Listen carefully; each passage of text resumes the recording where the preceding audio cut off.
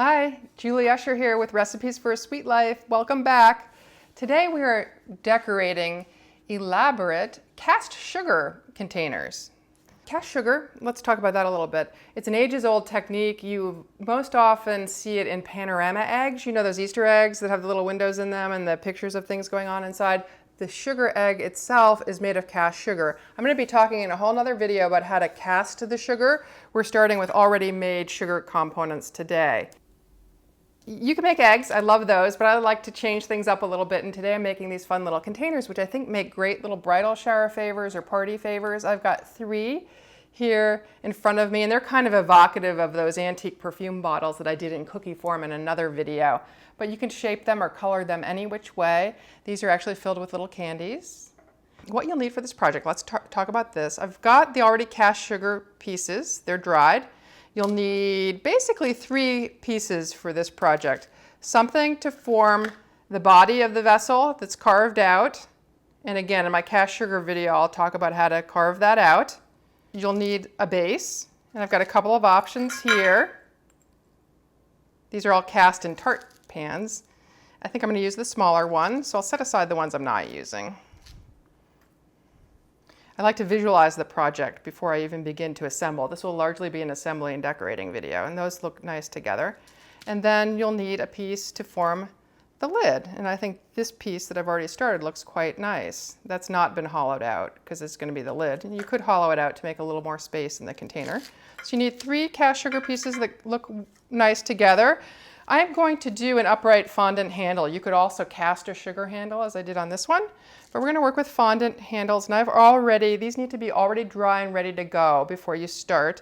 So these I embossed in silicone molds and dried them overnight using a fondant that has a high amount of tylose in it so that it dries firm and rigid. And we'll either use that one or this smaller one on the lid. And optionally, you might want to have a little fondant rose or 2 to go at the base of that little topper piece as I have on this cast sugar piece. So those are the basic starting components. Additionally, I've got some royal icing transfers of various colors, little beads that I might use to form decorative accents, or I might just pipe directly on the bottle. We'll see how it all goes together. You can decorate in any which way. You can ice, like on those Easter eggs that you see. Oftentimes it's piped icing on the outside. I'm going to use fondant. It creates a little bit more streamlined effect, and it's just another medium to work with. I'm going to use a combination of fondant and royal icing accents on this. And I pre-rolled some of this fondant. I have a whole ribbon making video where I show how to make some of the pieces I'm going to make here. So you might refer back to that. Before we get to the ribbons, I want to show you how I embossed the fondant stopper pieces. This is a silicone mold. I'll have sources in the video description. I simply rolled the fondant into it and then pop it out. And with this particular mold, it doesn't cut. It won't cut along the edge. So you're going to need to spend some time trimming this off. And I'm just going to get this started. This is the kind of thing you'd want to start the day before you're going to use it, because right now it's really pliable and we wouldn't want it to bend when we mount it onto the cookie, but onto the sugar bottle. But I just wanted to show you how I go about doing this in case you're interested in creating this type of handle. So I start with a big kind of rough trim, and then I come in with my paring knife and actually cut out around each little kind of petal, if you will, little leaflet on this larger leaf.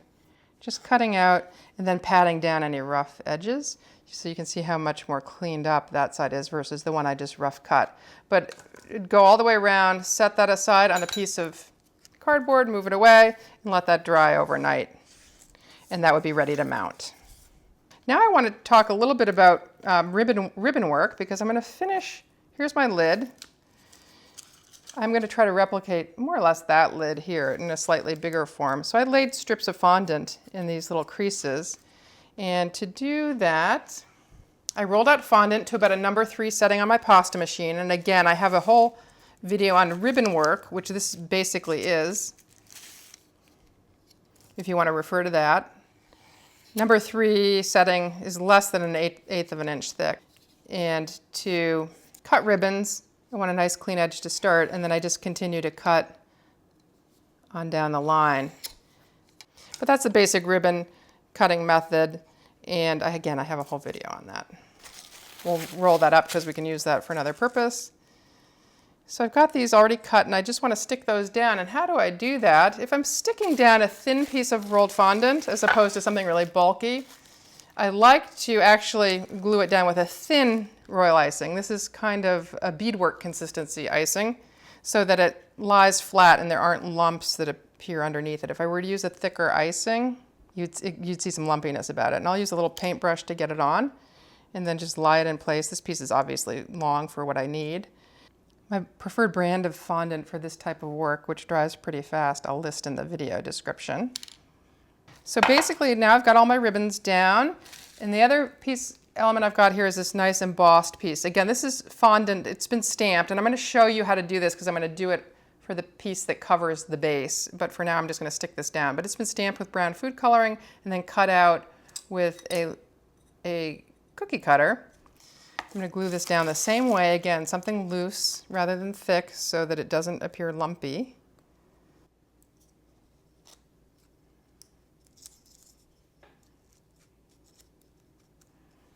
This is of beadwork consistency, so I'm just going to put a few little dots here and there at the seams to conceal where these little joints will go all the way around. All my royal icing consistency adjustments will be found in the recipe link in the video description.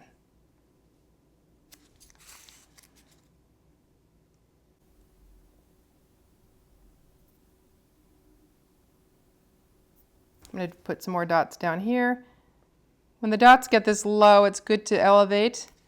So you're working a little more eye level. I'm having to hunch here to make sure that the dots are looking rounded. And because my lid is so elaborate, the body of the vessel and the foot I'm going to keep pretty simple. And we'll start decorating those next. You want to get all the pieces decorated with the any icing accents on them dry before you stack them together so you don't smudge those pieces. So you can pipe directly on the sugar as well. I could pipe beads all the way up the interior here. That could be cute. But since my lid is so busy, I'm just going to put a single dot here to kind of accent the bottom of the foot. And we're going to cover that base, the body of the vessel, next. I think I decided I was going to use the big one. And for that I used a stamped and embossed piece as well. I'm basically mimicking this piece here. And I'm going to show you next how I did that. I've got my piece of fondant rolled out already, so let me move that over. And I'm working with white fondant here. I again rolled this to about a number 3 setting on my pasta machine, right here, just my Atlas machine. And I just want to make sure before I start that I can lift it off easily because I need to lift it up and be able to stick it on this container. Now to get that fancy brown pattern, this is where rubber stamping can come into play. I often stamp on iced cookies, solid iced cookies, but you can also stamp on fondant with food coloring. I'm going to just ink my stamp pad, and if you don't have a stamp pad that hasn't come in contact with anything else, then you can just fold up paper towels like so and create a little pad of your own. Saturate that with food coloring. But right for now, I'm just blotting off the excess food coloring with it, because we don't want it pooling on top. And I'm going to ink this. And this is stamping and embossing. I use the words embossing because the fondant's soft, so you will see a little bit of relief. You know, there'll be a little bit of an imprint that's left in addition to the color when you stamp on fondant, which is a little bit different than stamping on a cookie. The other thing you can do, sometimes easier, is to apply the ink this way so that the stamp pad doesn't lift up with the stamp. I'm just making sure I've got even coverage over this very large stamp. It looks pretty good. And then I'm going to place it right here. Push pretty hard to make sure I'm getting contact everywhere. And that looks pretty good. It's a little bit lean there. If I was being really fussy, I could re-ink that and re-ink the stamp and try it again. But I'd need a fresh piece of fondant. I think we're going to work with that. And then to create kind of the little scalloped edge, I simply cut that out with a daisy cutter. And this daisy cutter comes from my standard Etico set. I'm just centering it on the pattern. The daisy cutter is a little bit bigger than the pattern itself, but that's okay. And now I'd rip off this fondant that doesn't have ink on it and save it for another use. That which has it on there, you could just knead it in. It'll turn it lightly brown, but you'd have it for use for another color. It wouldn't be pure white anymore. Okay, now to get that on the bottom of the vase, just be careful handling it immediately because that ink on top could still be wet. It looks pretty dry right now. I've got my vase upside down because I'm mounting it to the bottom of it. And again, I'm going to use that loosish glue and just make sure it's spread all the way around. I might smear it a little bit with my clean finger so I don't have an excess in any one spot. And then I'm just going to center it on the bottom of my vase like so. And then before the fondant gets hard and dry, you just want to kind of work it down the side so it sits flush. And that can take a little bit of manipulation, but that looks pretty good. Now the other thing I did was I put some little royal icing transfers, white ones at each crevice, and then I did some brown dot work. So I'm just going to go ahead and repeat that. And I think I am going to actually elevate it for this purpose. I'm just going to move over my sugar container so I can better see what I'm doing at eye level. So let's find those white transfers. And ideally, I would stick those down with a thicker white icing because they're relatively heavy. And they're chunky, so I don't need that thin icing behind them. And I've got some relatively thick white icing here in this bag. I'm just trying to get it started. Dried a little bit in the tip. I'm going to place a dot at a little oval. These are more ovals at each point here, and then do brown dots all the way around. This is nothing more than a gluing technique. You just want to have clean hands when you do it. No icing on top of them.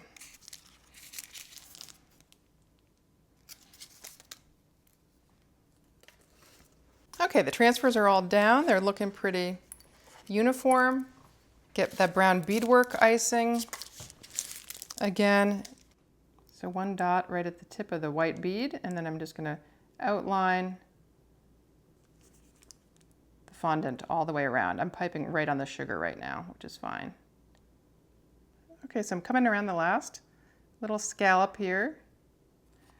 And I think that's all I'm going to do on this particular base. Again, because my lid is going to be pretty elaborate.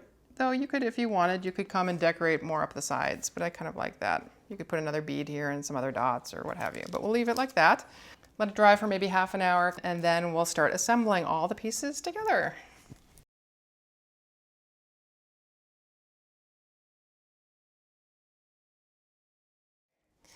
The brown dots look to be dry enough, so we're going to start assembling. Starting with the base, always work on cardboard so that once it's done, you can move it away. Now you'll notice I've got a little piece of brown something that I put on top of the bottom of my base. And what I'm just doing is creating a little bit of colored spacers between the base and the body, just for more interest. This was cut out of a mixture of chocolate dough and semi-sweet chocolate dough and white chocolate dough. And I have a whole nother video on how to make that. And I cut it much the way I'm going to cut the next piece that's going to go on top. I'm going to do 2 layers of dough here for added interest. This is rolled fondant, tinted caramel color. And I just rolled this I rolled this actually with my rolling pin. You could also use your pasta machine. This is slightly thinner than that. And I'm just going to cut a matching size using a fluted round from a standard Etico set. This is about 1 inch across. I didn't comment on the size of these containers. They can be any which size. But my base here is maybe 3 inches across. This is maybe 3 inches across. The lid's 3 inches across. This base that I'm working on now is maybe 2.5 inches across. So they're not huge, but they could be much bigger if you want. Cast sugar has the beauty of being as small or as large as you want, and you'll see some pretty big pieces in my cast sugar video. Okay, so that's going to create a nice little pedestal, and I'm now ready to mount the body on here. And for this, I want to use a thick icing because the thicker the icing it is, the faster it will dry, more secure it will be, etc., etc. And I'm going to use white just so that if I have to move it around, it's easier to clean off of these pieces. Not too much because you don't want it peeking out.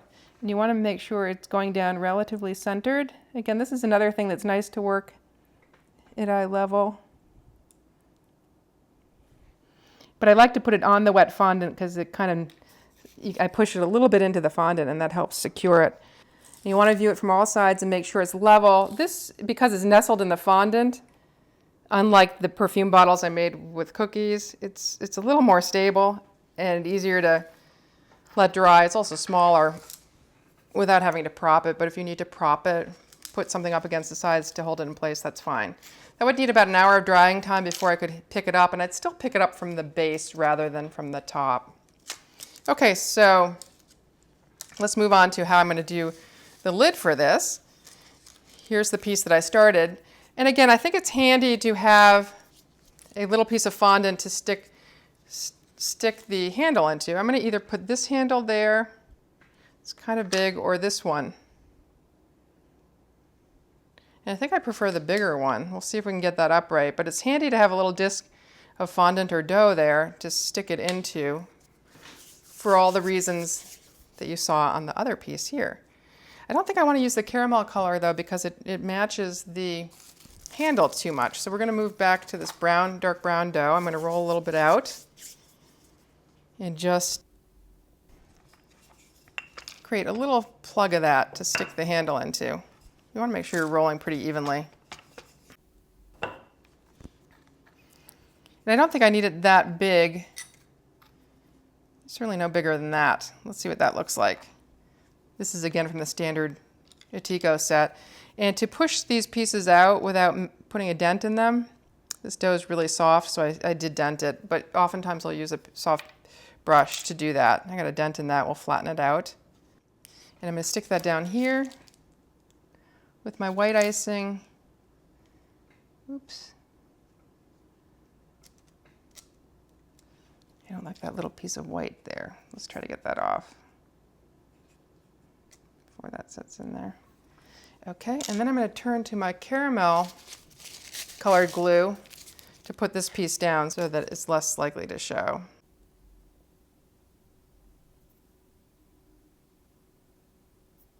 And gently press it into that brown piece.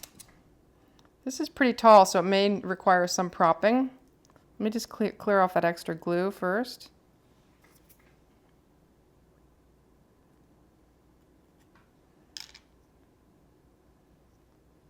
Actually, it doesn't require too much propping, but again, I give that about an hour to dry. You might want to prop it from the back with a little something. It could even be a small cookie cutter, like so, until it's completely dry. I don't love the seam here because you can see some glue, so I'm going to come back in and stick, I think, this little rose there in the front to hide that. Again, working with my caramel glue. I might just cut this rose down a teeny bit so it sits a little flatter. This rose is made out of rolled fondant. And at some point I'll do a little tutorial about how to do that. You could put a rose on both front and back, but I'm just decorating the front now. And it's still propped. When that's completely dry, then I just slip it on top of my bottle and you have a beautiful finished vase. We'll give it an hour drying time and I'll show you what that looks like. Hi, I'm back. It's actually only been about 15 minutes and I've got my finished lid up on the container. I've still got the topper part propped because it needs more drying time. But that gives you a sense of what it might look like. If you wanted to, you could come in and gild the little rose like I did on the perfume bottle up here. You could do that before or after you put it on. You can do it either way. And that just adds a touch of shimmer. Many different ways to decorate these, and you'll see a bunch of varieties, hopefully flashing through this video because I've made these countless times. So get creative. Until next time, live sweetly.